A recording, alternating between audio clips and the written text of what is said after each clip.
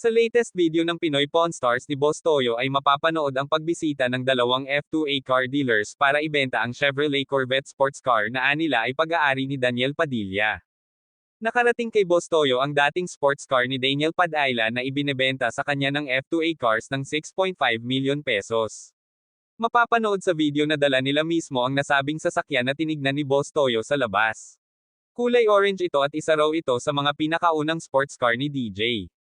Parang share sila ni Catherine Bernardo, sabi pa ng dealer.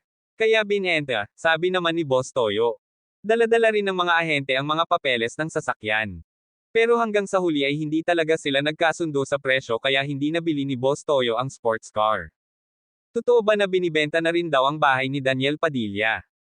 Ang kwento ng source, lumipat na raw si Dij sa ibang bahay at ang desisyon niya na ibenta ang kanyang naipundar na tahanan ay baka sign na unti-unting pagkabere ng memorya ng maliligayang araw nila ni Kat. Samantala, sa kanyang Instagram account nga kasi ay may pinost na matte picture si Daniel, na pinagkaguluhan ng kanyang fans.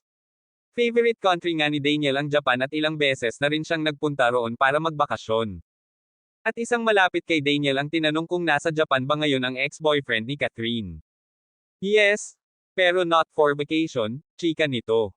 Kahit ang nanay ni Daniel na si Carla Estrada na tinanong din, ang sagot niya ay, business trip. Mag-open ng store dun with business partners. So ang business nga sa Japan na bubuksan nila ng kanyang mga kasosyo ang pinagkakaabalahan ngayon ni Daniel.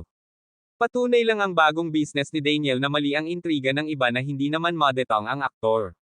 May pera nga daw si Daniel para sa bago niyang negosyo.